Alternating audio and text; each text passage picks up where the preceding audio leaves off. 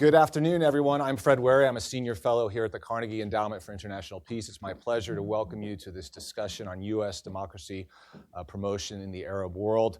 The event comes, I think, at a very well-timed instance, just days after the death of Egyptian leader Hosni Mubarak, whose authoritarian rule and overthrow had a singular impact on the Arab uprisings and also the course of U.S. democracy promotion in the Arab world. And across the region, it laid bare a lot of the dilemmas and paradoxes in U.S. policies. Indeed, nearly a decade after those uprisings, which offered the hope of a more participatory and effective governance for the region, the prospects for democratization and political reform seem more distant than ever, given the widespread authoritarian entrenchment in the region, civil wars, proxy rivalries, and state collapse. And yet the notion of an authoritarian triumph in the region, I think, would be misplaced and premature. Many of these authoritarian systems, dictatorships, are themselves under increasing strain and facing renewed protests in some instances and challenges from within. These protests, I think, signify citizens' convictions that the old order is no longer tenable, even if a new one has not been realized. It's important to note that many of the activists in these protests have drawn lessons from past mistakes about strategies, coalition building, and articulating their demands. It's also important that democracy promoters and advocates, especially those in the United States, take stock of lessons learned from the Arab world.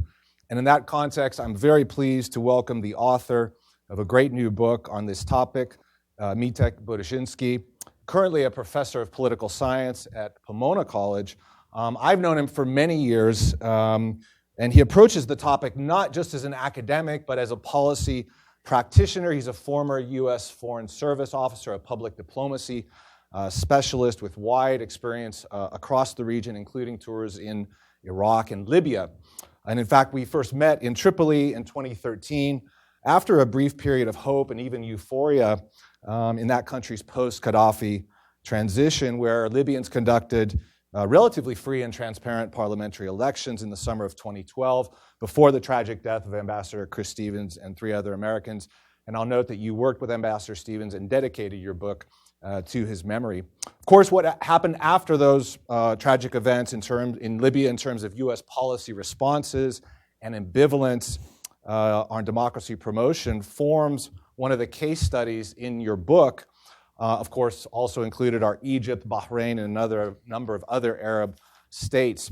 So this book is informed by his own firsthand experience, but also rich interviews with U.S. policymakers involved with these countries. Some of them join us here on the panel today. The book is a fruitful starting point for discussion and perhaps debate on these matters. And as the title implies, beyond interests and ideals, it moves beyond this simple dichotomy between realism and idealism. And I think it offers a unique framework for assessing the constraints and the resources for U.S. democracy promotion that centers first on an evaluation of the bureaucratic context of U.S. policy institutions, things like budgets, and also the preferences and outlooks of individual policymakers. So it draws from organizational theory and even political psychology. Another innovative aspect is the inclusion of what he calls third-party democracy challengers. And in the Arab world, this means a block of monarchical, wealthy Gulf states who've made their influence felt across the region and domestic affairs of the countries. So we'll use the findings of your book today as an entree into a broader discussion about U.S. policy, U.S. democracy promotion, past, present, and future. What are the tools available? Things like conditionality on U.S. security assistance, the role of different institutions, NGOs, the obstacles and opportunities both within the U.S. political context and within the region. And to do that, I'm delighted to introduce a stellar lineup of panelists and dear friends, all of whom participated firsthand in these policies in these countries, someone from directly within the region. To Mitek's left is Andrew Miller. Andrew is the Deputy Director of Policy at the Project for Middle East Democracy and a non-resident here at Carnegie. He served as the Director of Egyptian and Israeli military issues at the National Security Council. To his left is Daphne Rand. She's currently the Vice President for Policy and Research at Mercy Corps and a former Deputy Assistant Secretary of State at the Bureau for Democracy, Human Rights, and Labor, also formerly at the NSC, and she's also the author of her own great book on the roots of the Arab Spring. And finally, Nancy O'Kale. Nancy is a visiting scholar at Stanford University, a longtime democracy activist in the Middle East, and specifically Egypt, both under Mubarak and after, where she confronted firsthand, at great personal cost, some of the US policy dilemmas and contradictions that we'll discuss today. She was formerly the executive director of the Tahrir Institute for Middle East Policy. And with those introductions, Meetek, I'd like to start out with you as the author. Why did you write this book? And second, in a crowded market of books on US policy in the Middle East, why would a busy US policymaker buy your book, let alone read it? What are the 4 key takeaways that you would advocate based on your research? Thank you so much, Fred, for organizing this. Thank you to all of you for taking your lunchtime to come today. Fred has been extremely supportive, not only of this book, but a bunch of other things I've been working on. So I'm really grateful to you, as have other people here at Carnegie. Michelle Dunn, who I think is not here. A few years ago, we sat on a bench just at DuPont Circle there to talk about my angst, whether I wanted to be an academic or foreign service officer. Of course, Mr. Carruthers, who's also not here, but whose work influenced it, Ambassador Burns, whose recent memoir was really important to this book, and then, of course, my fellow panelists who were part of the decisions and events that I write about. So I'm really honored. So why I wrote the book? There's an intellectual trajectory and a professional trajectory, and by the latter, I mean my time at State in the field as an implementer, not as a decision maker like these folks. So the intellectual trajectory is a long-standing interest in democratization and democracy promotion. I did my graduate work and wrote my first book on external factors in democratization in the Balkans, and I worked in and on the Balkans, and actually that sort of transcended both my academic career and my early foreign service career at a time when US and European Union democratic leverage were at their peak. And both of those entities, the European Union and the United States, worked actively and in harmony and kind of cohesively to shape democratic transitions in that region. And one thing I realized when I started working in and on the Middle East is that the big difference, or at least one big difference, between democratic transitions in the Balkans a decade or so earlier and in the Arab world lies not exclusively in just different domestic conditions, but indeed in the international context of transition. And what do I mean by that? So take a country like Albania, which actually was my first posting as a foreign service officer. And this is sort of where the intellectual and professional trajectories intersect. Albania was a closed communist society, not so different from North Korea in many ways until 1991. It had been in the Ottoman Empire for 500 years. It was economically underdeveloped. It was not a foregone conclusion, in other words, based on sort of domestic factors, that democratic transition would succeed in a place like Albania. It wasn't necessarily much better prepared than a country like Tunisia. But the difference, I think, or one key difference, was that at key moments, both the EU, European Union, and the United States worked in lockstep to actively, consistently promote democracy in Albania as well as some of its neighbors. During critical moments in the democratic transition, third country spoilers, such as Russia, which are a factor today, but weren't so much as a factor back then, weren't part of the picture.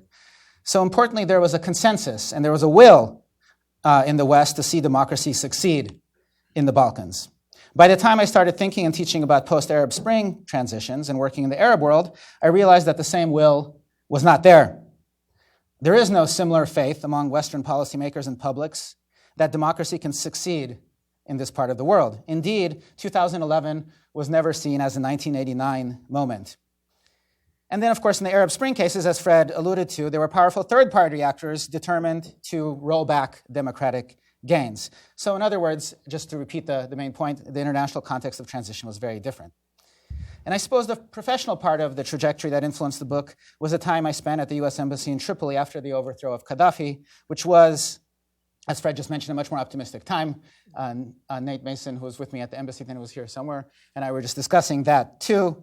But being in Libya was a professionally and personally searing experience, searing, S-E-A-R-I-N-G.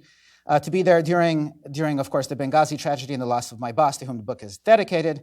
But it was also equally frustrating to see U.S. policy unravel. after Benghazi for mostly domestic political reasons here, and also to be consumed by counterterrorism as the overarching foreign policy goal. And Fred and I have talked a lot about that, and I hope we'll have a chance to discuss it here today. Okay, so some lessons from the book for policymakers. So this is sort of a bigger point which transcends the political science policy thing, but often democracy promotion, US democracy promotion, is understood as an expression of values or ideals that are in inherent tension with national interest. In other words, we get democracy promotion when there is no countervailing interest. But I think, and I'm not the only one who said this, Joe Nye has said this in his new book, that a country as big and powerful and geographically isolated as the US actually has room to frame its interest in ways that are compatible or incompatible with values. And this framing of interest is not done by some kind of abstract force, but by individuals and institutions. In other words, policymakers and policymaking bureaucracies who have long conceived of US interests in the Arab world in ways that are not compatible with democracy promotion. And because of that, not only do we not promote democracy, but we're stuck in these relationships with Arab autocrats that actually hurt our interests. So even as the strategic context has changed, suggesting that US interests should evolve, and this here I'm channeling Andrew's recent piece in the Texas National Security Review, which you should all read. Oil has become less important. There's new routes by which we can move commercial goods and military assets. As Arab states have begun to cooperate with Israel independent of the United States, as the threat of terror has evolved, we continue to prefer autocracy in this part of the world. To put this in more concrete terms, there's habits of thinking among individuals and narrow institutional interests on the part of foreign policy bureaucracies that have trapped the US in certain policy repertoires from which we cannot escape. These interests are filtered through relationships, security relationships, intel relationships, and frankly also personal relationships. These relationships are paired with enormous resources on the military side, and the perceived need to maintain these relationships, which is often a very short-term calculation, lowers the propensity to promote democracy. And often, these security relationships in particular conflate military presence with diplomatic influence. And not only over, pro-democracy reforms, but also over other issues. In fact, the opposite is true. We don't buy leverage, we don't buy influence. In fact, the leverage often runs the other way. In other words, these regimes know that we won't easily give up their relationships and act in ways that are counter to our interests. And this, in turn, perpetuates a vicious cycle of unaccountable government in the region. So to put it another way, national interest is sometimes indistinguishable from institutional interest, bureaucratic interest, especially when it comes to autocratic Arab allies with whom we maintain these relationships. So to cut to the chase and invoke the question that Fred has posed to frame this panel, there will be a future for US democracy promotion in the Arab world when we reframe our interests, and this will involve getting institutions and individuals on board and changing how they think about our core interests in the region. So the book goes into some specifics about critical moments of democracy promotion after 2011 when the US had leverage but did not use it, in part because of the individuals and institutions who might have served as democracy promoters could not agree on what the appropriate policy was to seize this historic opening. And this, of course, reflected deeper contention over what the US interest is. So we had mixed messages and unclear policies and interagency divisions which were readily exploited by the autocrats. So I talk about some very specific critical moments. The period of SCAF, or military rule in Egypt, after the overthrow of Mubarak there, the period of Morsi's rule in Egypt, the run-up to the 2013 coup in Egypt, the political isolation law in Libya. We can discuss all this if some of you are interested. The issuance of the Bahrain Independent Commission of Inquiry report in Bahrain, and so on. And I know that one argument out there is that the US did not have leverage. And I heard this from a lot of Obama administration officials. I don't think Andrew and Daphne fall into this group. And maybe we didn't have this leverage to change things in a democratic direction, but the fact is we will never know if we had that leverage or not, because more often than not, we never meaningfully tried to exercise it. In the book, I also try to measure democracy promotion. I look at the range and combination of tools that Fred mentioned that are deployed and emphasize the importance of high-level attention. So it can't just be the civil society support without higher-level attention from the White House and other high levels of government. So this gets back to the point about the divisions between individuals and institutions, within institutions and so on, and how this can be exploited by autocrats. And the last point is about challengers to US democracy promotion in the region. So here I draw on the concept of black knights, elaborated by Levitsky and Wehrey in their work on competitive authoritarianism. and also in an expanding literature on autocracy promotion, to show that whatever efforts there were at U.S. democracy promotion after the Arab Spring were rolled back by powerful third-party actors, especially the Gulf Arab states, certain ones. And this was done not only in some well-known ways by financing authoritarian retrenchment through direct military intervention, as in Bahrain, but also by influencing policymakers here in Washington. Final point, I promise. So, we've gone through two full circles. I'm not a diehard democracy promotion purist, but twice now, since 9/11, we've said that actually maintaining the status quo in the Arab world is not in our interests. So in the 80s and 90s, as democracy promotion expanded around the world, it did not reach the Arab world, until after 9/11, when the Bush administration, George W. Bush administration, finally woke up to the idea that maybe there's a connection between political repression and extremism. And so there was some meaningful pressure for at least a while before this effort got swallowed up in the war on terror and Iraq and so on. And then, of course, Obama came in with an initial sort of reticence, a reaction, right? Every president wants to be different than their predecessor. And then the Arab Spring happened. And there was a very bold response, which then, as Fred mentioned, over time, the importance given to democracy promotion got lowered. And now we are in a situation where autocrats, not just in the Arab world, but elsewhere in the world, are seemingly embraced at the highest levels of the U.S. government. So two full circles. And of course, the Arab Spring is not over, as we've seen in the last year, the last couple of years in Algeria and Sudan, and so on, Iraq, Lebanon. So look forward to discussing with you and look forward to my co-panelists' feedback. Terrific. Andrew, you worked at the White House during this critical period in U.S. policy on Egypt. Could you just pick up on some of the points Metek raised in terms of missed opportunities, inflection points, especially the issue of leverage and then the third-party challengers? And I guess what lessons would you extract from your time there? Thanks, Fred, and thanks for having me. I recommend to you all that you read Metek's book. I think it's an excellent example of a combination of political science research, historical methodologies, and policy-relevant research. And again, I commend all of it to you. I think Metek's frame, where he identifies three types of actors, the individuals or personalities, institutions, and these challengers, is very elucidating in terms of understanding what happened and why it happened at the time. And actually looking back at this period, given the motivations and the perceived interests of the actors, it's somewhat surprising we did as much as we did. And that's not an apology. That's not to suggest we did do enough or anything close to doing enough. But in a social science perspective, the outcome was overdetermined. Everyone seemed to be moving in the one direction. And I think if you start with personalities, Metek points out in his book that there were these predominantly young aides at the White House and elsewhere, also at State, who were trying to push the bureaucracy in a direction that was more supportive of democracy within the region, to take advantage of these remarkable developments within the region. But I don't know that there were that many of them. In the literature on democracy, there's often the question, can you have democracy without Democrats? I think it's equally fair to ask, can you have democracy promotion without democracy promoters? And Daphne and I were often in the camp where we were trying to push the bureaucracy to be more forward-leaning, but we were outnumbered 10 or more to 1. So it was very difficult to gain any traction, and the victories that we had were often fleeting.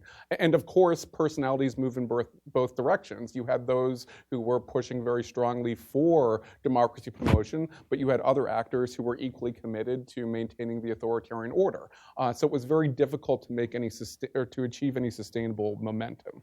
On the institutional environment, I think Metek is right that only DRL, the Bureau of Democracy, Human Rights, and Labor at State, and the United States mission to the UN, US UN as we refer to it, were the consistent actors seeking to support democracy promotion within Egypt. And the reality is these actors were less powerful than the other actors who were working at the same time. As Daphne experienced as a DAS in DRL, DRL has difficulty influencing outcomes without the cooperation of the relevant regional bureau. And that mediates the influence of DRL. Unless DRL can convince the Bureau of Near Eastern Affairs, for instance, that they should row in the same direction, NEA has the effect of diluting any impact DRL is having. For US-UN, they had an important role because the US ambassador to the UN was a cabinet member, but they didn't have diplomats out in the region. They didn't have resources to expend, so it really wasn't an equal fight. Regarding my personal experience working at the White House, and Daphne, Embassy, Alex, Michael, others who have had that experience before, the White House was less consistently pro-democracy than perhaps the book suggests, and I think there are two primary reasons for that. The first is that while there were these aides who were pushing for more democratic outcomes, there were other offices, other personalities that had very different views. There was an office of counterterrorism. There was a defense office. As Mia Tech notes in the book, National Security Advisor Donnellan was a more cautious operator in many respects. Dennis Ross was, in many respects, more cautious. So you had other actors who, to some degree, neutralize the impact of the Ben Rhodes and Samantha Powers and Susan Rice's. The second reason, and this is, I think, very important to understand, is that the impact of NSC staffers on policy outcomes is diluted by their dual-hatted role. So at one level, NSC staffers advise the president. They're asked to provide their best advice on what should be done. On the other hand, they're responsible for running the process and ensuring that it operates fairly. You can see the obvious tension between these two. If NSC staffers lean in too much with their views, it has the potential to skew or warp the process. So in many instances, NSC staffers who deeply disagreed with what the State Department or the Defense Department were recommending felt that they had to pull their punches because they would have disqualified themselves as these somewhat more objective mediators in the broader interagency process. So I don't think the White House was necessarily an anti-democracy promotion actor, but it wasn't a clearly and consistent democracy promoter in the way that you might have thought given some of the people who were present there. In terms of the role of the spoilers or the external challengers, this is a role that we did not understand with respect to Egypt at the time. We didn't understand it in 2011, 2012, 2013. It really wasn't until 2014 that we recognized the impact that Saudi Arabia, that the UAE, that Qatar, that Israel were having on the policy process. And more often than not, it wasn't that they were persuasive. It wasn't that we would sit down with the Israelis or sit down with the Emiratis and we agreed that they were right. It was more that they were prepared to commit their own resources, to apply leverage, to make it more difficult for the United States to pursue the policies we would have otherwise. And I can even remember sitting with Israeli officials, and one of the most frustrating parts of it was our analysis often didn't diverge. We agreed where this was going to wind up. We had different frames. Their frame was, we'll get as much cooperation as we can from the authoritarian regime in the short term, and when they collapse, we'll worry about it later. Whereas we in the United States were looking at things from a longer term perspective. But the level of intervention both within Egypt and also with US policymakers was substantial. I can remember a few instances where literally Ambassador Burns, the president of Carnegie, was having meetings in Cairo with Egyptian officials. He would leave the room, and then the Emirati ambassador or Emirati foreign minister would walk in and said, ignore what the United States is saying. Don't worry, we're supporting you. And we're not just supporting you theoretically. Here's $20 billion to ensure that you can do this. And it's not that the United States didn't have any influence. It's that we couldn't ignore the fact that other actors had influence. And they were ultimately prepared at the time to put more resources on the line than we were. So moving on from that frame of the three levels of actors, potential inflection points, a lot of the analysis is focused obviously on the coup in 2013 and the aftermath of Rabaa. I continue to think back to the 2011-2012 period.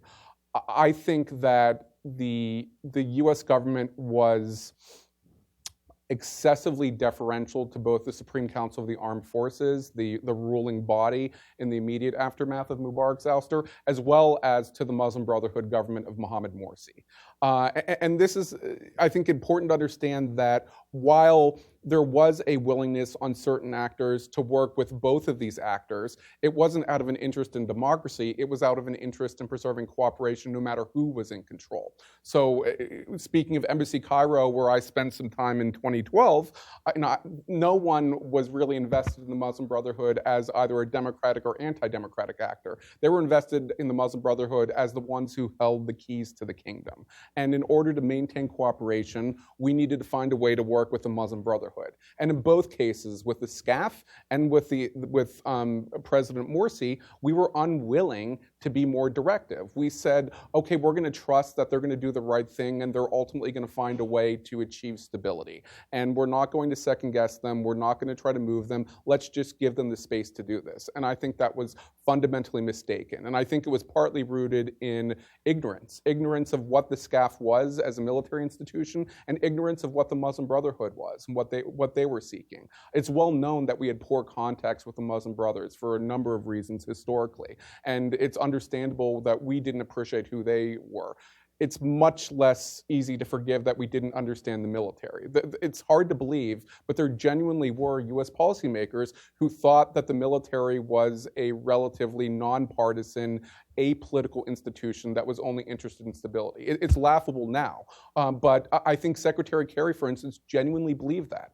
It's not just that he was in some sinister way trying to undermine democracy or prop up the military, it's that he genuinely believed that the military was the best engine, the best vehicle to achieve democracy. So I think that's particularly important to keep in mind, just that level of that lack of understanding. And I think that really impaired us. We were operating in the dark, partly because we had deferred to Mubarak for so long. We weren't building additional relationships, and we made a number of bets on actors who proved to be bad bets, and the results were quite predictable. So I think looking forward, I derived 3 lessons from this experience. The first is regarding the challengers, the external actors. Democracy promotion isn't going to be successful unless we're prepared to take on and neutralize those actors. And in particular, the Saudis, Emiratis, and the Qataris. They operate for different reasons and in different ways, but they've all acted in Egypt, in Libya, in Bahrain, in Syria in ways that are counter to a democratic transition, to democratic development. And this is not easy. I'm not suggesting that, of course, we should have done this. They are in the position to impose costs on us, particularly in the short term. So if we're going to do it, we need to be able to recognize that we will pay costs and prepare to pay them. But I think at the time when we began to see the role they were having, we were prepared to just let things go because those relationships were considered to be more important to us. But unless we're willing to deal with them, we're not going to be successful. Second point, I think high-level involvement is critical to any democracy promotion. MIATEC, has these various levels of democracy promotion: low, medium, high. In my personal experience, unless the president is directly behind democracy promotion, it doesn't work. He needs to be involved not just in the policy design, but in policy implementation. And there are 2 primary reasons for that. The first is that absent presidential involvement, it creates space for the various institutional actors to warp policy in ways that are more consistent with their interests rather than the president's interests as he defines them. The second reason is a lot of foreign powers, including the Emiratis, the Israelis, the Saudis, don't respect anything other than the president's word. If they see that the president isn't on board with a given policy, they're not going to listen that seriously to the Secretary of State, to the National Security Advisor, to the US Ambassador to the UN. So democracy promotion requires that heavy degree of involvement. The third point, and this is more a broader, almost philosophical point, and I'll close with this. I think the circumstances for democracy promotion are very difficult right now in Egypt and throughout the region, with the notable exception perhaps of Tunisia, of Algeria, and maybe in certain respects in Lebanon and Iraq. But in Egypt, it's not particularly optimistic. I think what we've seen within the US government is that they'll look at a situation and they'll correctly assess that the United States cannot bring or facilitate democracy in Egypt overnight. And they then reason, if we can't have the desired impact, if we can't achieve democracy, we are not morally responsible for what happens. We might as well take advantage of the situation and continue to work with the existing order. We might as well get what we can. And that's not an irrational position, but they don't recognize the way in which those actions actually make it more easy for the authoritarian order to endure. When we're providing foreign military assistance to the Egyptian army, we're propping up their patronage networks. When we're providing them diplomatic and political cover, it makes it easier for them to sustain the same level of repression. When we provide economic assistance that tends to benefit those actors within Egypt that are most committed to the regime, that has the effect of making the regime stronger, making it more resilient. So just because we can't have a positive impact in all times doesn't mean that we're not having a negative impact. And I think the way to look at this is the opposite to democracy promotion is not neutrality. It's often complicity, and it's often autocracy promotion. I'm not saying we're doing this deliberately. Most US officials and institutions do not want to prop up autocracy as such. However, their actions have the unintended effect of making authoritarian regimes more durable. So even if we can't achieve major progress in terms of democratization, in terms of liberalization in these countries, I think it behooves us to think more carefully and more systematically about how we are unintentionally reinforcing orders that are not only bad for the local populations, but are detrimental to US interest in the long term. So when democracy promotion isn't possible, maybe we think more along the lines of autocracy prevention or mitigation. And I think that's another area that we really need to explore moving forward to complement any democracy promotion work we do. Terrific, thank you. Daphne, you and I have talked a lot about your work on Bahrain at the White House during this critical period after the uprisings, and specifically the notion of conditionality on US security assistance. And I guess, could you talk about that episode and then take us to a broader discussion of the issue of leverage, especially in the case of Bahrain, where we have this massive military presence that's often used as a justification for not pushing harder on this regime. So. Great, thank you. Hopefully you can hear me. And thanks so much, Fred, for bringing us together with people who we've worked closely on these issues. And thank you for the terrific book. I really commend it to anyone who wants to study, even if you're disinterested in democracy promotion in the Middle East, it is an excellent model of how foreign policy works. And you did a great job from the outside of piecing the stories together. So thanks a lot, and I hope this book makes a big difference as people read it and start processing even other case studies.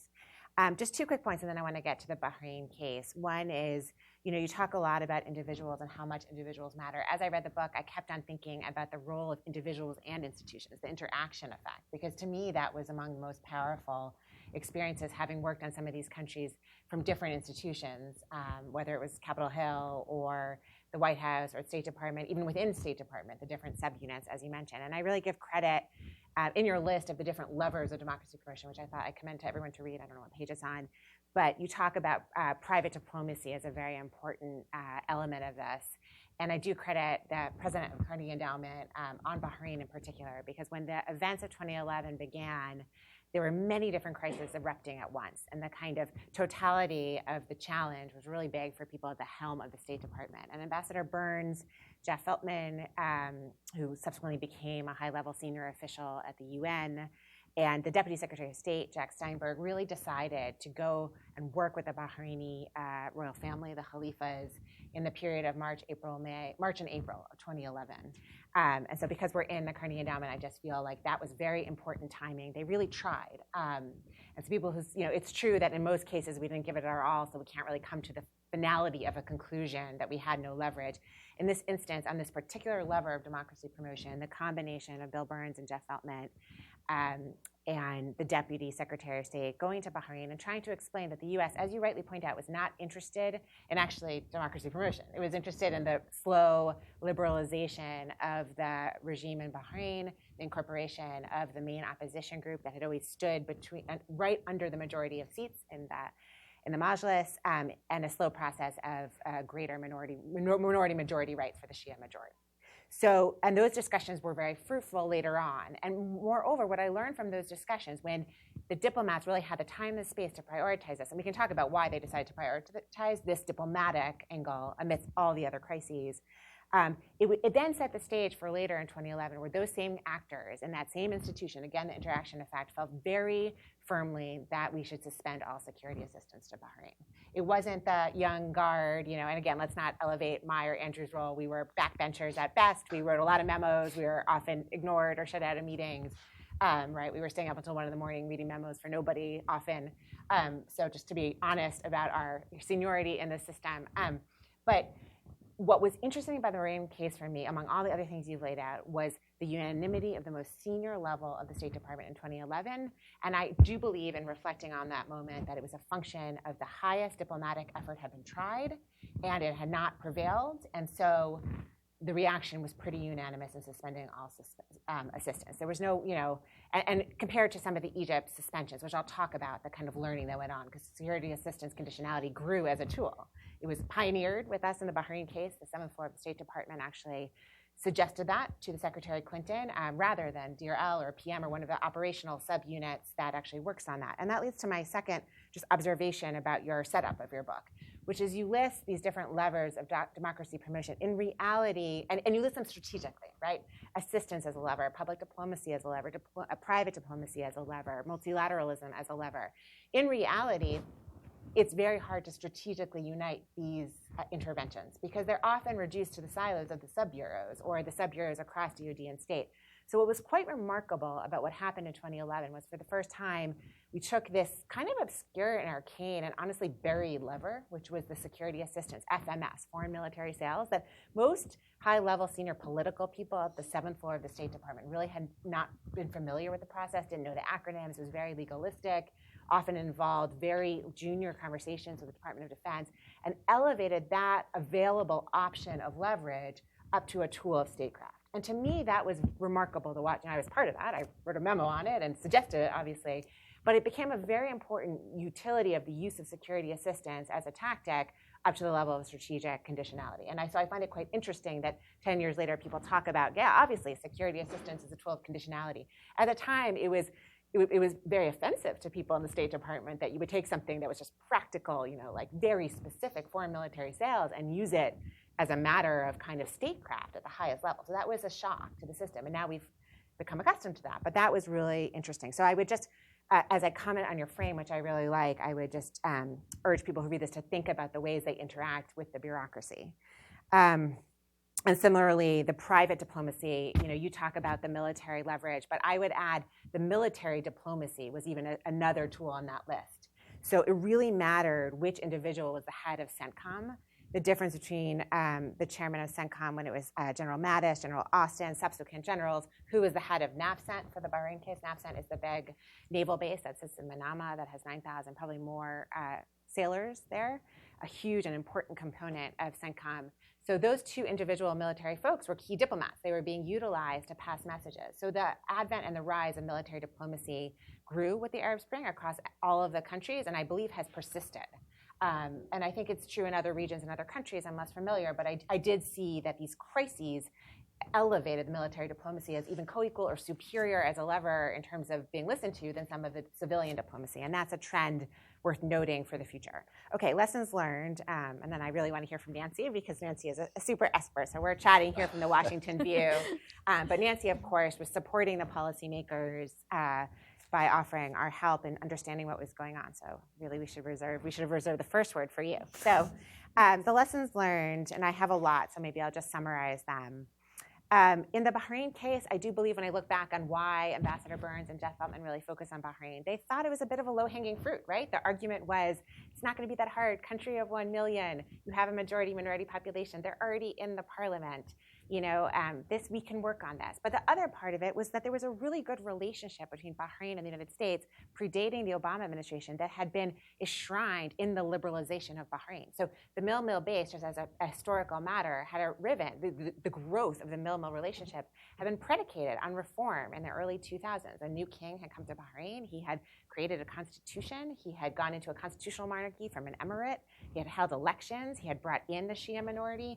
So they were tied together. So I actually think that that's very different than Egypt, where the story of the security partnership was a function of the peace deal as opposed of liberalization of the regime. And so I think looking back on just case selection as a political science matter, I do believe that it was perceived as a low-hanging fruit. And I think that's really important as a, if ever again there's choices to be made, which is part of policymakers' job. The instinct to build relations, this was a lesson learned. Andrew already touched on this. It was amazing to me to see how some of the diplomats, and especially in Embassy Cairo, but elsewhere, would be so stuck on the meme, the trope of you just want to build relations with whoever holds the keys to the kingdom. That was just amazing. And again, it wasn't democracy promotion. It was about good relations as an angle. And we've said this many times, but I do think the Arab Spring really exposed one of the pathologies or the distortions in our diplomatic approach as the United States, where we see the relationship itself as the angle, as opposed to what it really is, which is a means to achieve our interests. So again and again, our diplomatic corps saw their job as to improve relations as the angle, when in fact what we wanted was a CT relation, overflight rights, help on the peace deal, et cetera, et cetera. So that instinct to build relations needs a lot of thought and was a big lesson learned for all of us. Okay, security assistance, this is back to your question. There was a lot of lessons from the Bahrain experience and from the Arab Spring experience on security assistance. Maybe I'll end with there because I want to give it to Nancy. But one, as I mentioned, it had been a new and perceived new lever. It had been used before with Saudi Arabia, it had been used before with Pakistan, so it wasn't the first time in U.S. foreign policy. But in this way, to tie, especially in Bahrain, where the security items were not perceived to be related to the democratization issue, it kind of created a trope. And honestly, Congress was part of the story because there was a convergent evolutionary story of security assistance being used as conditionality. At the same time that we at the 7th floor of the State Department were pitching this idea to our very receptive senior leaders, a bunch of very low-level staffers in the Senate said, hey, wait, we just saw a notification for these giant Humvees and huge missiles to Bahrain. Isn't that the country over in the Persian Gulf that's repressing their protesters? And they said, hey, wait. And they took this very arcane, very legalistic document that usually passes with no notice through the Senate as a matter of process. Hundreds a day go through from around the world, and 2 or 3 staffers really mind it, but it's buried in the bureaucracy of the executive legislative system. And they said, wait, we're going to hold on it. We're not going to do that. We're going to ask the White House why they're selling these sales to the country, our friends who just, So there was a convergence between what these congressional staffers were asking and what we were pitching and ginning up in the State Department. And that the lesson here was enormous because over the Arab Spring, congressional staffers began to learn about security assistance as a lever of the congressional branch. And we have not been able to turn that off. You've seen in Egypt, shortly after Bahrain, there was a lot of learning that went on where the appropriators in the Senate Appropriations understood how FMF, a different kind of security assistance, foreign military financing, money and not sales, could be used as a conditionality. And now again in Yemen, that was the story. So there was an interesting learning and evolution that went on at both state, but mostly in Congress, on how this is a congressional imperative. This is a power of Congress over the executive branch. And so that is probably, a change forever in some ways, because now congressional staff have discovered and explored one of their new powers. But second, testing of how and where this works. And the key lesson there is it works much better in my view, when the things that you're holding, the foreign military sale, have a direct connection to the undemocratic or authoritarian or repressive behavior of the regime. And just to end on sort of the Yemen cases, I think that's what explains the kind of remarkable bipartisan votes that have withheld Yemen assistance items, that have created, a veto from the Trump administration. There's a function of, the items themselves have been used to target civilian casualties. And this I'm talking about the precision-guided munitions debate. So I see a storyline from what happened in Bahrain to the learning and evolution in U.S. foreign policy that brings us up into this current moment. Terrific. Nancy, as Daphne mentioned, you were not in D.C., you were in the region actually doing democracy promotion. Perhaps some reactions to Mitek's point. And then moving forward, what's the regional climate like today? What are perceptions of the U.S. as a democracy promoter, both from states and perhaps from civil society and activists?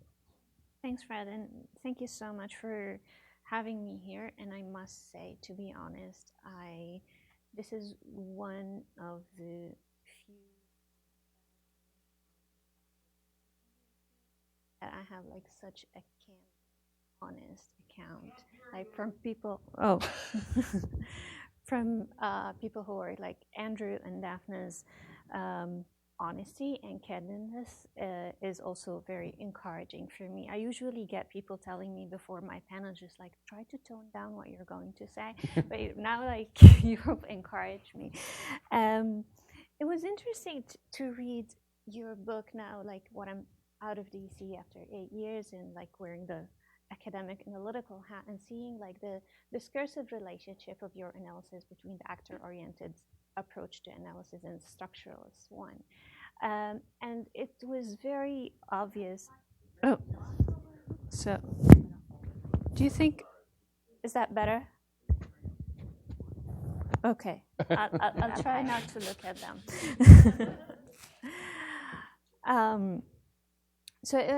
And this tension was reflected in the account that Andrew gave, and then what Daphne also elaborated on. And I was actually very jealous reading the book and listening to that, because we don't have this tension in the part of the world that I come from. There's one word, one person, give orders, and there's no deliberation out there. But I want to look at this, I mean, just, we need to have a distinction between three things. One, the US political position in vis-a-vis democracy and changes in dynamics in the Middle East, and the actions and the political stance they have, and the actual leverage that the US have in the region back then and now, and the programmatic approach to democracy promotion, the actual programs and implementation of programs. Because it's very important to see those in different lights. To begin with, I mean, I think Andrew and Daphne and even like Netik's book gives enough account to show that there wasn't any serious position behind democracy promotion. I'm not talking about intentions, and I'm not talking about speeches. I know the President Obama gave a very inspiring speech at the beginning and says like we have to be on the right side of history, but that side of history meant something else for us back in Egypt than it was.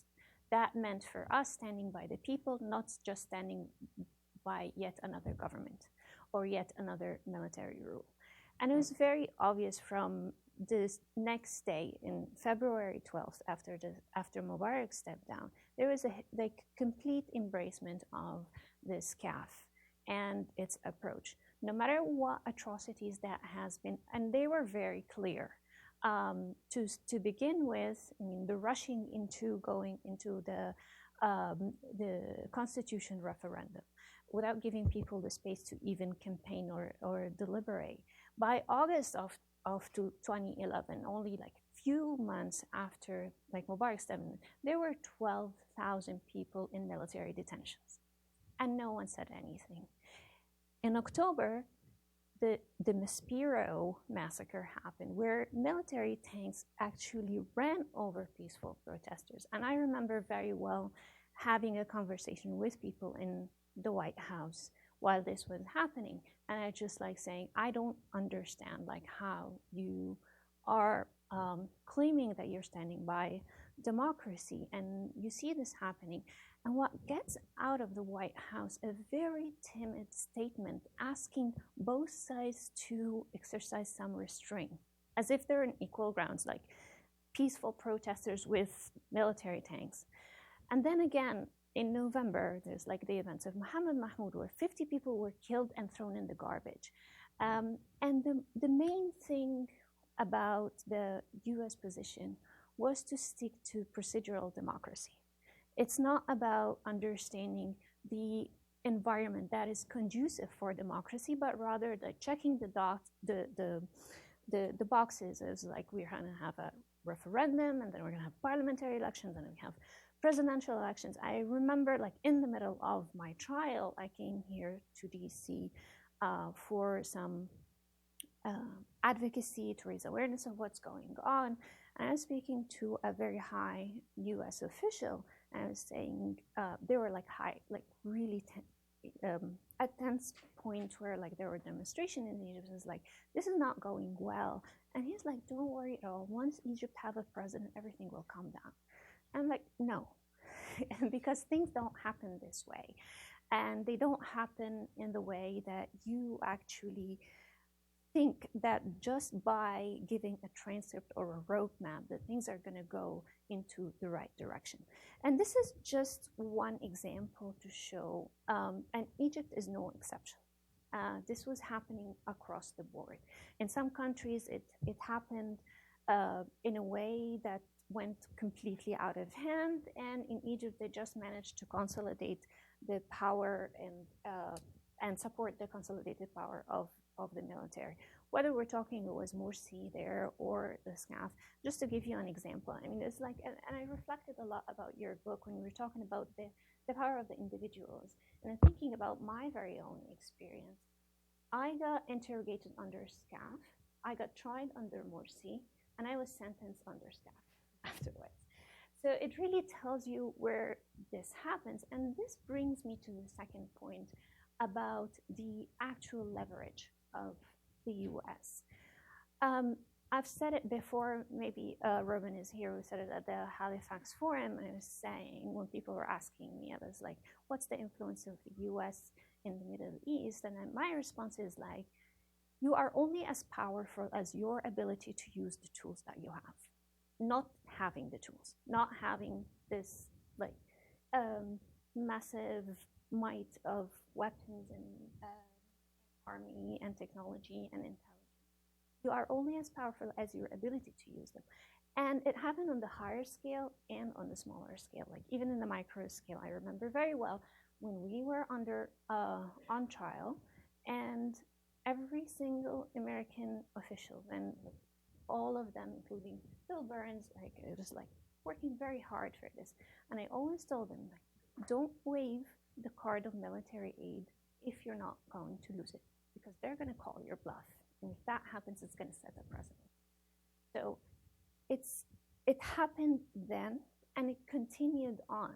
And already they used the card waving the military aid, but there was an understanding that they will not use it because so much is at stake, even if at that time there were 17 Americans on trial. So that's one example from Egypt, but also on another macro level, like Obama's red line for using.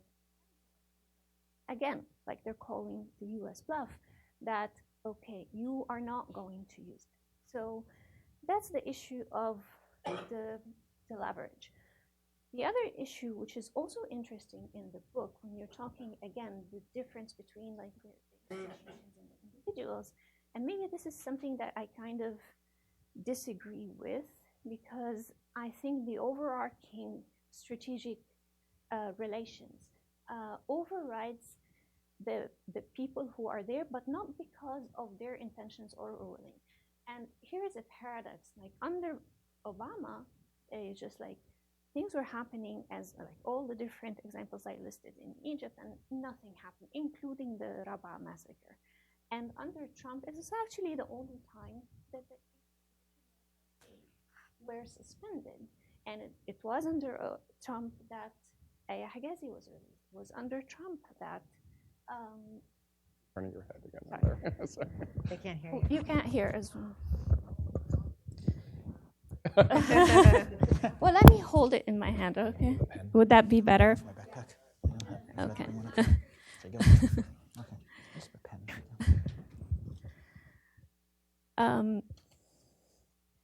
So, and under Trump, the suspension led to the repealing of the NGO law, even though it's coming back and all this. But also under Trump, there is an American citizen, Mustafa Ism, died in Egyptian prison and nothing happened. So that what this tells us is not about personalities and what's going on in the intentions of people, whether Obama was more progressive than Trump or the opposite. It's about the kind of relationship that the US has with the Middle East that is particularly in Egypt, which is in like contrast with Saudi Arabia and Israel, it's a transactional relationship. It's not a strategic relationship. And with this transactional relationship, it's a very short transaction. You're going to do this, I'm going to release the aid, and then everything would go as they are, as opposed to the relationship between the US and Saudi Arabia, or the US and Israel. Now, I want to come to the last point, or the third aspect of democracy promotion. And before I get there, if we look at this like very short history, and before that, it has always been an accommodation rather than a promotion of what's going on in the Middle East. There was always this tendency, we just need to contain what's going on and make sure it stays within the borders. I think there was like sort of a wake-up call for people when there was a democracy promotion, and there was like the Palestinian elections in 2005, and Hamas won the elections, and then just like everyone was like, okay, wow, we need to revisit this, and we don't want to rock the boat so much. 2011, the Arab Spring took everyone by surprise, and it was an experience for everyone. But again, there wasn't a deliberate stand that we are going to stand by the people. We are going to stand by whoever is going to contain the conflict within the borders of the country. And this actually was reflected in the counterterrorism and the anti-ISIS different programs that are there. We moved from democracy to security to counterterrorism. Like the scope was narrowing down to the very specific immediate threat. We just don't want this to spill over outside of the region. So as long as you contain it within, that's all right. And I can say this in so many words that is translated into programs that are actually documents that are out there in the State Department. But finally, talking about the programmatic approach, and this is something I think we need to reflect on here in DC. And when we talk about the tools for democracy promotion, and we need to really examine how effective they are qualitatively, and how effective they are quantitatively.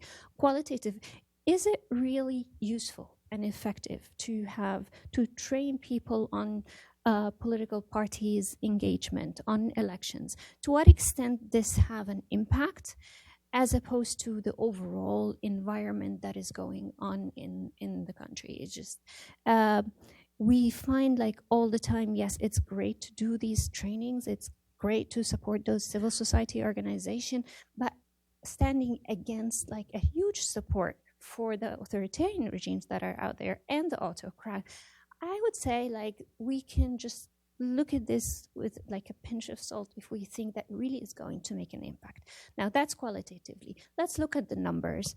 And if you look at China's investment in the region, so China pledged $23 billion in aid to the Arab world, and has agreed with Saudi Arabia on $65 billion in investment, and have agreed with Iran to review a 25 years plan for support and economic collaboration for $400 billion.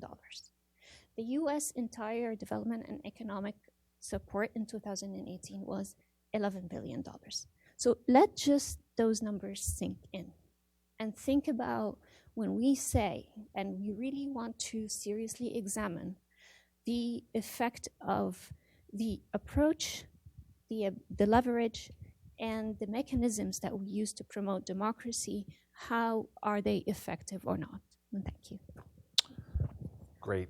On that note, thank you all for the very personal but also analytical presentations. We're going to turn it over to audience questions. Because we have limited time, please keep your question brief. Please identify yourself, your affiliation, and please do ask a question rather than delivering a statement. So questions for our panelists? Yes. Sorry, wait, and please wait for the mic, please. Thank you. I'm Ahmad Purnik. I was in Egypt in 2011, and I'm in Sudan right now. Drawing lessons from 2011, can any of you tell us when can Sudan expect to be delisted from state sponsors of terrorism, which is preventing democratic transition in Sudan right now, putting major costs in Sudan? Anybody? Yeah. Sure. It was a great question, and it's something that I know the NGO community is very seized by. I'm worried that the liberalization of Sudan and the changes there are not getting enough attention here in Washington, and I think that's part of the issue. If you compare the media attention to the Egyptian revolution, you compare the excitement and across the U.S. aid state, even if there was inconsistency among individuals and institutions, everyone recognized that this was a generational opportunity.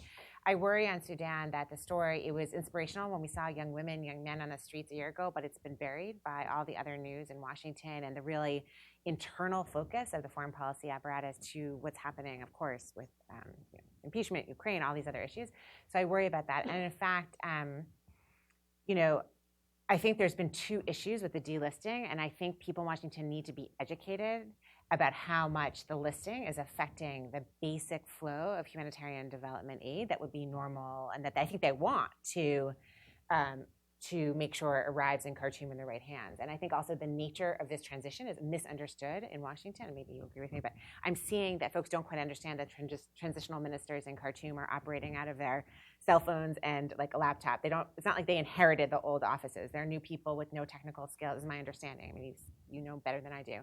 So I do think that there's been a gap here in Washington, not enough attention, not enough investment, and not enough, honestly, excitement about the opportunity to help a major country in Africa, a lot of resources, a lot of people, geographically center transition and create a demonstration effect in the neighborhood of how this is done relatively peacefully, in contrast to some of the more the bloodier transitions in the Arab world. So I worry that this huge opportunity is being underappreciated, and also the role of the U.S. leadership in it is being wasted. So, but I think the actual technical answer to your question is that the community and development humanitarian community doesn't quite connect the dots to the OFAC and the Treasury listing. That's my understanding of the problem right now.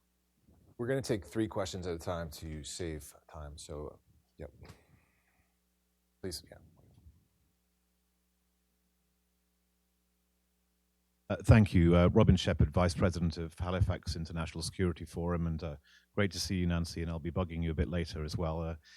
You put on a great performance in Halifax last year, and we're all very grateful to that.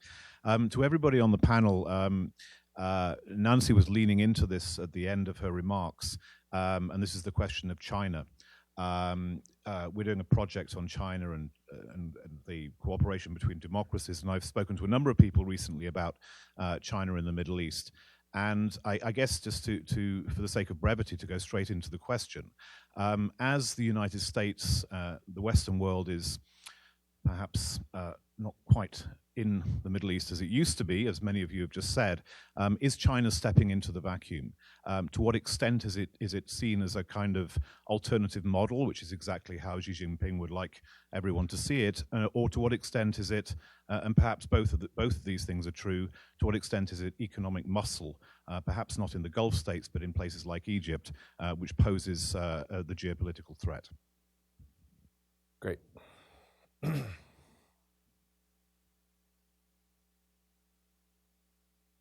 Question? No?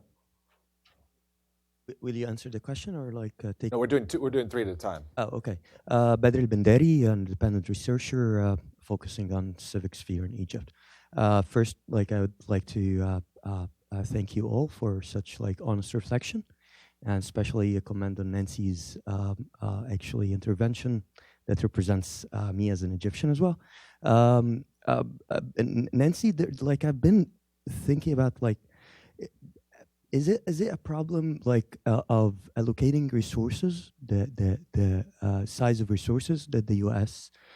Is allocating for democratic change in the MENA region, or efficiency in using its tools?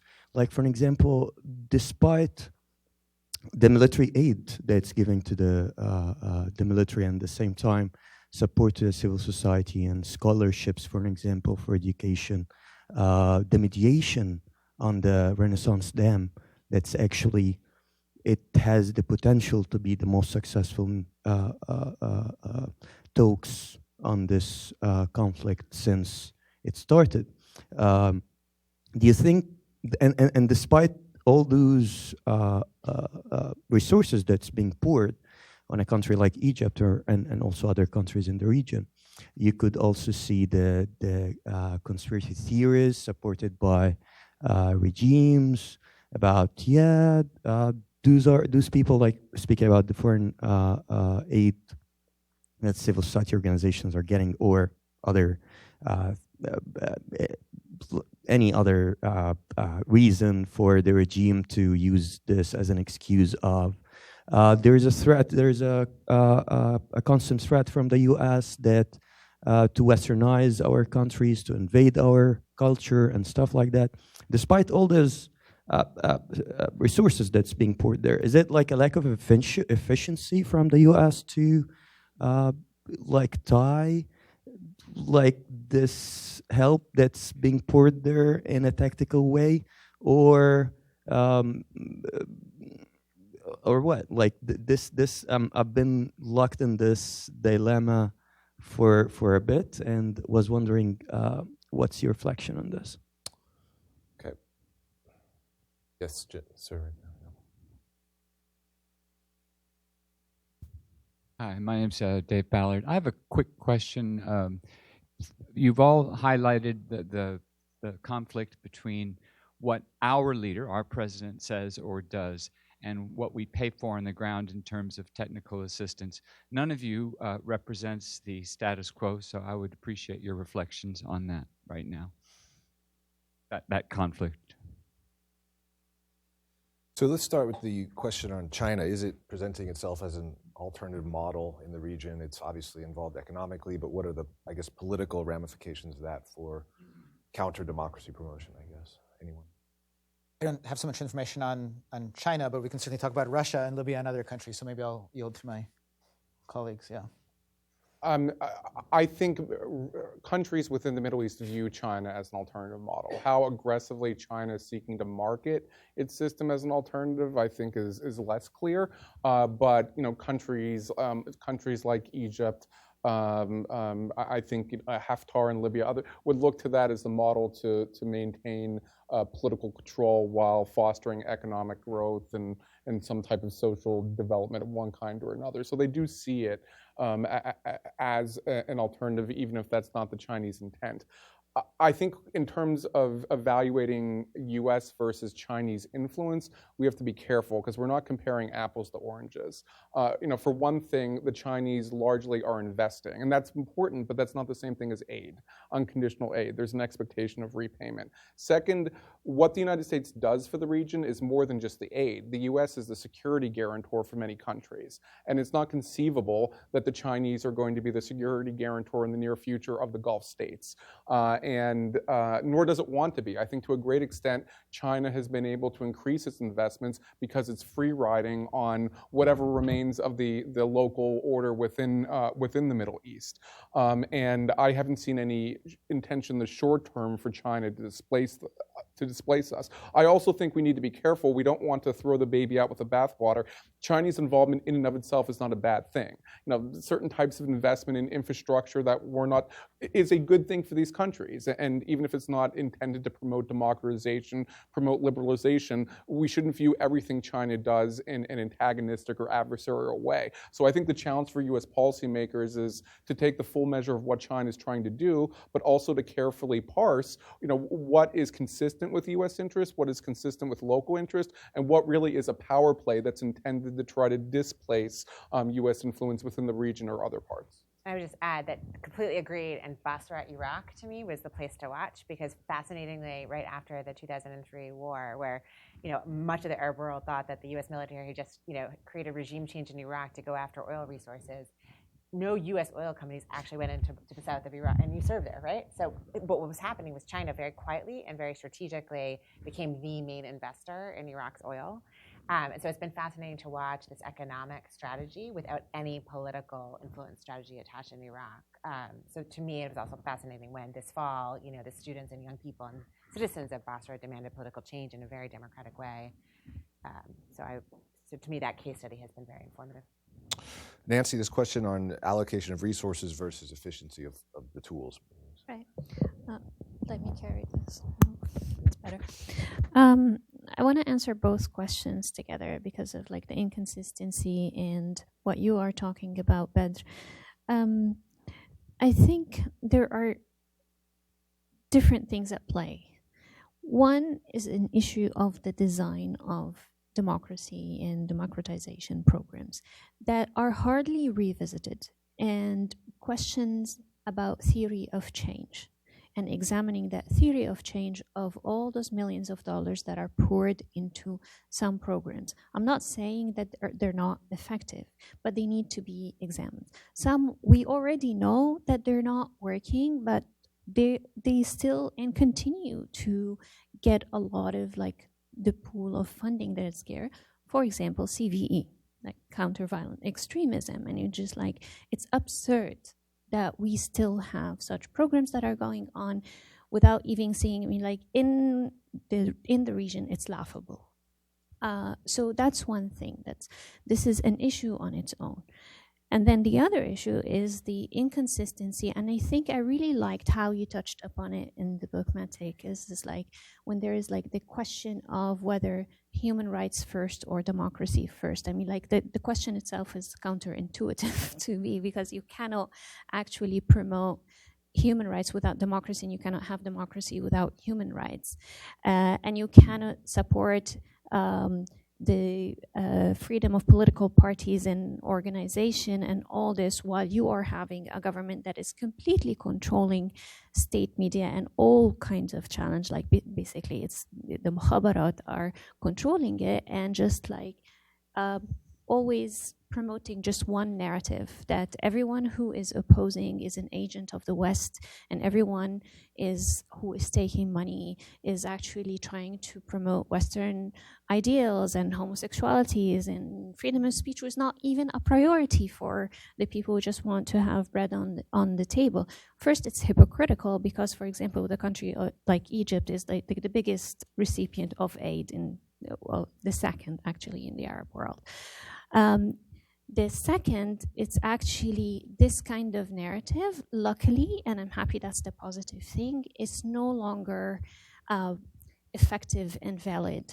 Because if we look at the recent waves of protests, if we look at Lebanon, if we look at Iraq, and if we look at this very, very short-lived September protests in Egypt, the message and the label for all of them was anti-corruption. It was about accountability. It was not about freedom of speech or expression. It was not sectarian-based, which is like huge happening in Lebanon and in Iraq. This shift is really significant and positive, and it means a lot because it counters the main attacking narrative of the government, that those people are talking about ideals that are not important. We have more urgent things to deal with. We need to provide, like, to keep the economy going. And now these protests and those movements were solely and particularly based on the issue of corruption and accountability. And I think this is where the United States, or anyone who is seriously trying to stand behind democracy and even just, let's put the word democracy apart, stability, we need to pay attention to. Further questions?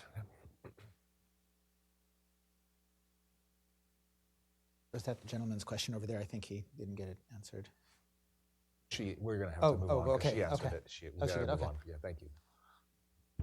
Richard Coleman, CBP, retired. I'm just wondering how quixotic the whole notion that the U.S. is going to make great friends in the Arab world when we've already picked the girl that we're at the dance. It's Israel, and as long as we're dancing with Israel, I'm not sure how we can, expand the dance card to include a lot of Arab states. What's your opinion on that? Gentlemen,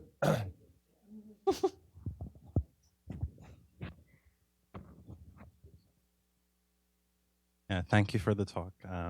So I'm a student from Sudan, and a question that I have is, I think, and you've touched upon it. So one, given the fact that the US is sort of hesitant to remove Sudan from the terrorist list, Sudan is leaning towards, again, Saudi and UAE funding, which again is stalling the transitional phase into democracy. So that's just something I wanted to highlight. But my other question is, what is the role of intergovernmental organizations in mitigating like democratization within the Arab world, and how are what is the role of power dynamics within intergovernmental organizations stall or halt that transition in regards to the role of the US within those intergovernmental organizations, whether the World Bank or the UN, et cetera, et cetera.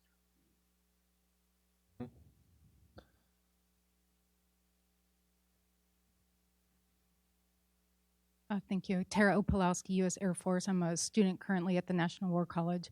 My question is in regards to leverage. You've mentioned that a couple of times. In regards to specifically Saudi Arabia and their economic reforms, diversification that they're trying to pursue with Saudi Vision 2030, do you believe at this time that the United States does have leverage to make some actual changes in Saudi Arabia, and if so, how? Okay, let's start with that last question. We haven't touched too much on what's happening in Saudi and what it represents, maybe the U.S. policy. Yeah, I mean, it's interesting that I think there's been a lot of movement on Saudi Arabia here in Washington, from as an outsider, the way I read it, from, the sort of statements and reactions in response to the killing of Jamal Khashoggi by even some prominent, supporters of the Trump administration and Congress, to the positions of some of the Democratic candidates like Joe Biden, even, which I wouldn't expect, has a very forward-leaning policy saying that, listen, why should we be in bed with a regime that, yes, is carrying out these reforms, but at the same time, is engaging in mass surveillance, and there was even a report recently on BuzzFeed about an attempted kidnapping of a Saudi student in San Diego.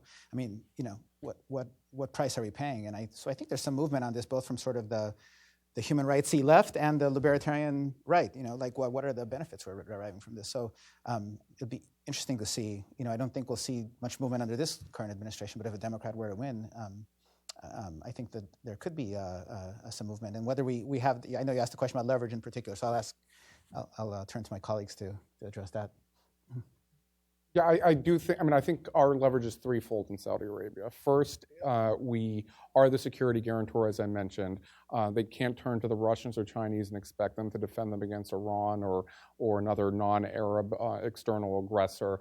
There isn't the trust, there isn't the incentive for them to do so, and that does give us some leverage. Second, the Saudis need access to international financial markets, and the U.S. government doesn't have complete control of it, but it has some influence over Saudi Arabia's ability to go to New York, to go to London, to go to Frankfurt, to solicit these investments that they need to make 2030 a possibility. And I think at the very least, the U.S. government can try to leverage to some degree international or private actors, as well as whether we're defending them or not, to those potential investors. And then third, we do have influence in security, and it's different because the Saudis buy U.S. equipment. We're not providing aid. However, the Saudis are still dependent on U.S. contractors and U.S. equipment for a variety of different aspects of their security. And as a member of our armed services, you know, equipment isn't interchangeable. It's you can't have a Frankenstein's monster where you have an American plane firing Russian weapons with Chinese guidance. I mean, you could, but it would be extraordinarily expensive.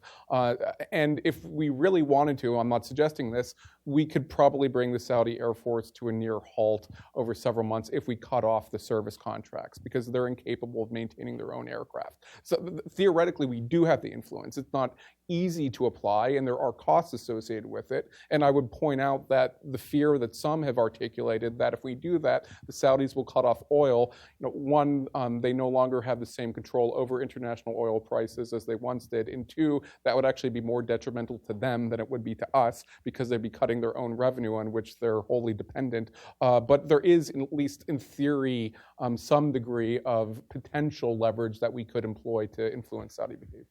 I would just add at 2030 that it's a really important case study because it gets at a number of issues we haven't talked about, which is the economic private sector lever of democracy promotion or liberalization, which was so relevant to the Eastern European 1909, 1990. And one of the key, in my understanding, reasons that it succeeded was, the Western economic framework that invested, and not just U.S. foreign assistance, but the private sector.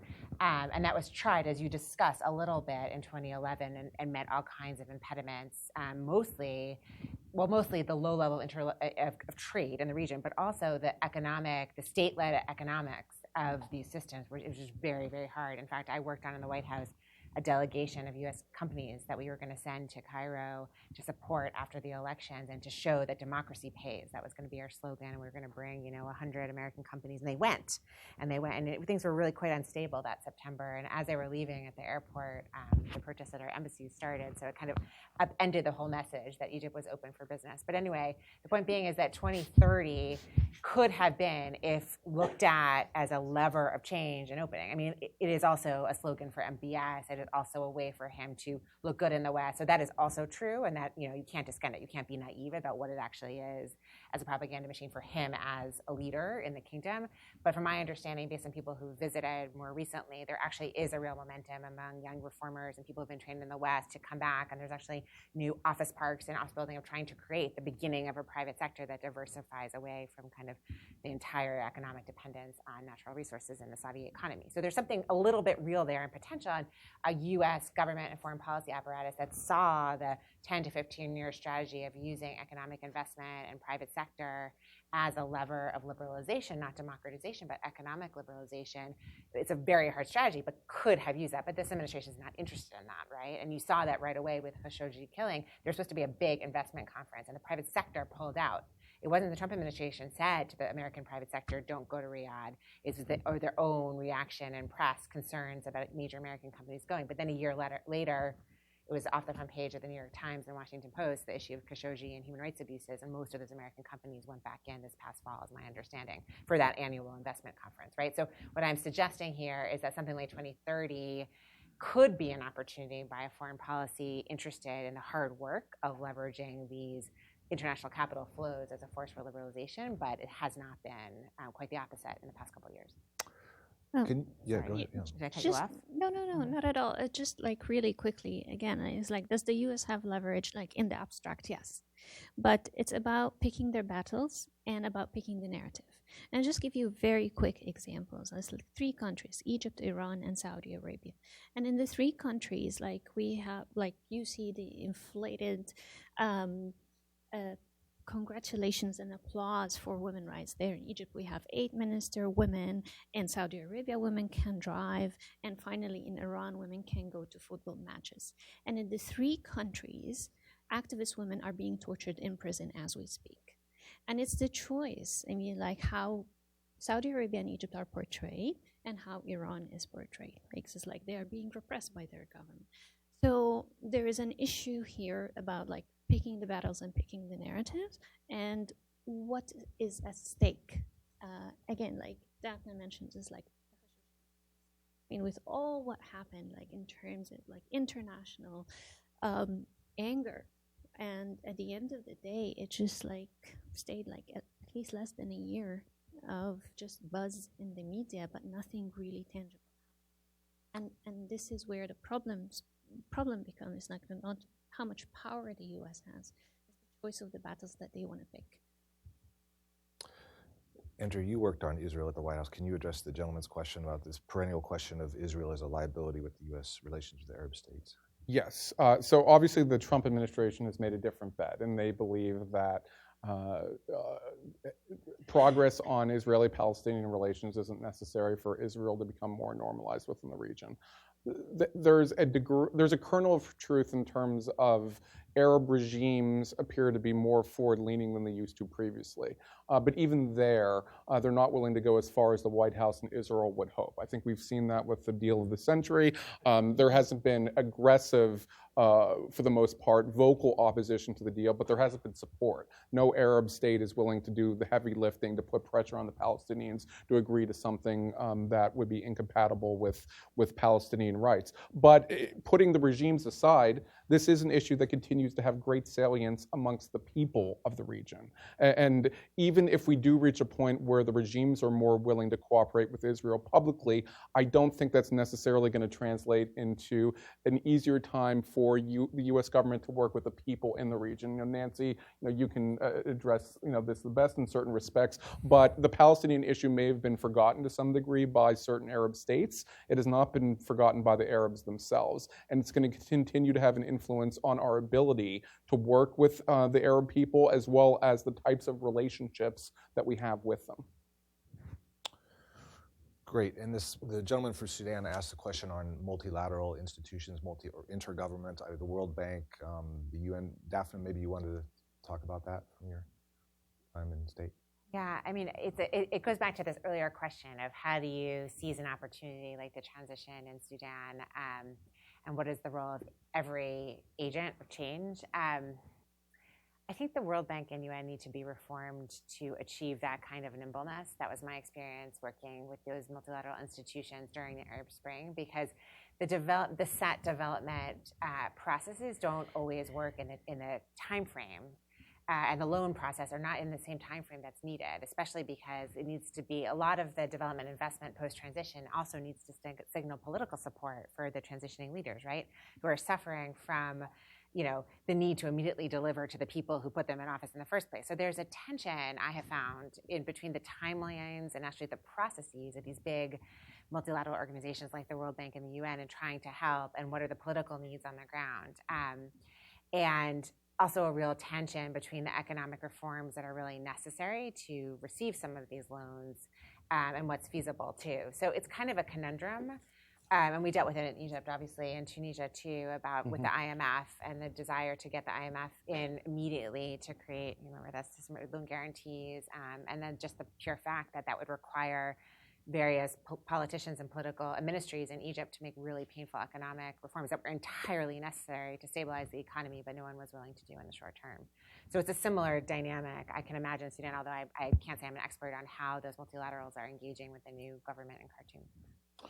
Fortunately, we've come to the end of our time. I want to thank our discussants for a very rich conversation. I've talked a lot about these issues with you, and I've learned a lot.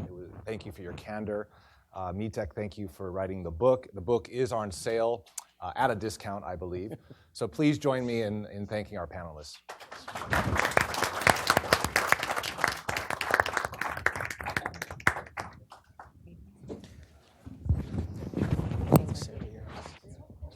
She's focused on Tunisia. No, she's not here. I think she's in the region. Yeah, okay, I want to meet her, but she's written some interesting stuff on policy. In particular, where it was actually the U.S. played a positive role, probably for the wrong reasons, right? It's China or whatever. But yeah, exactly. So what did you think? It was pretty good. It was good. I mean, obviously we all, spoke a little so we ran out of time. No, it's fine. It was good. Yeah. It's hard to, have a panel this size and different kinds of questions and pull it all together. So I think it was a great. For me, it was,